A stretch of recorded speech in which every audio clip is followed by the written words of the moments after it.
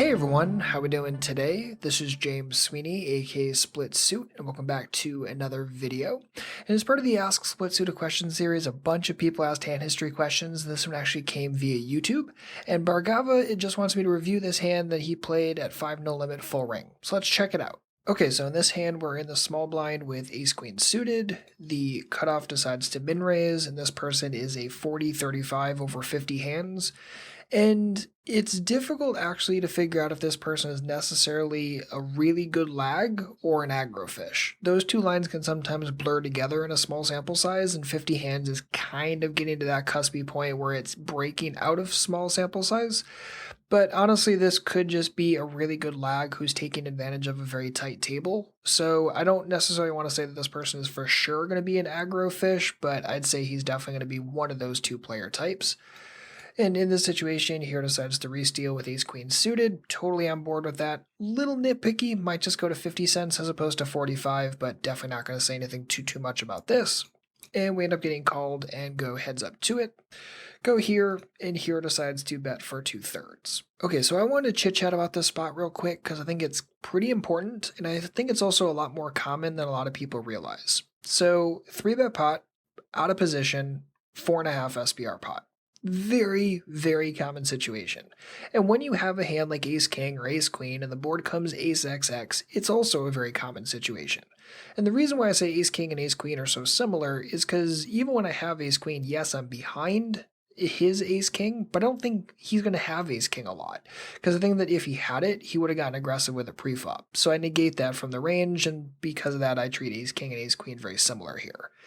So all that in mind, I kind of have two different kind of lines. The first line is just go bet, bet, bet. And that's against the default opponent, in my opinion. And the thought process is just maximize value. And they have like ace jack or ace 10 or sticky jacks or sticky 10s. And you just go forward from there.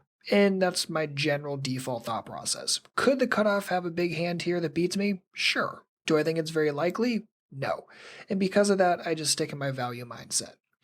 The other thought process is to bet here, think you're going to get floated a decent amount, and then you can check raise turns. So those are kind of my two default lines. Notice none of them are going into this like slow play, tricky checky type nonsense.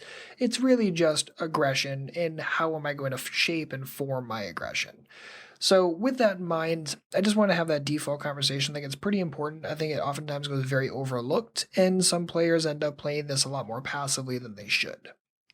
So all that being said, we end up getting a call, go to the turn, here decides to bet again, and honestly, I can be totally okay with this. This would be my default thought process as well, that this is someone who called the flop, and if you think they have a decent amount of ace X or sticky 10s or whatever, just bet again and put them in hell. Totally cool with that. But there is the kind of person who floats the flop a lot of the time who would probably gladly bet when checked to. So against that person, at least consider going for the check raise. I'm not going to say that this bet is bad, not by any stretch. I just think against some opponents, especially aggro fish or very aggressive individuals or aggro lags, it's a very good idea to at least consider going for the turn check raise and allowing them to bet all their floats. So all that being said, totally on board with this, and whatever, we'll just play it from here. So the cutoff ends up jamming. Here we are getting 4-1, and we have to make a decision. And honestly, in this situation, I don't really consider it a decision. We're getting 4-1. I'm never going to fold here. I think I'm good plenty enough of the time. I'm just going to snap this off and feel really, really good about it. Now, in saying that, could I be behind? Sure, but there aren't very many combos of it. There's 3 of pocket 8s, 1 of pocket 7s. If he has 8-7 suited, there's 1 combo of that. If he has ace-8 suited, whatever, there's 1 combo of that. So you notice there's just not a lot of combos of these big hands. The most fruitful combo is going to be like 7-6 suited, and there's 2 of those. So again, I'm not really super worried about this. If he happens to have a monster hand, good for him. But because he's an aggro player, he can have draws that he takes this line with. He can have ace jack and ace 10 type hands. He can have weird stuff. So ultimately at the end of the day, I am super happy sticking it in and obviously hoping that we just stick good. Unfortunately, in this situation, he ends up having 7-6 suited, and it is what it is. There's no need to beat ourselves up for this. I think your play was totally fine. Again, as long as you at least considered going for the check raise in the turn, I'm really happy about it. And we're just kind of go forward from there.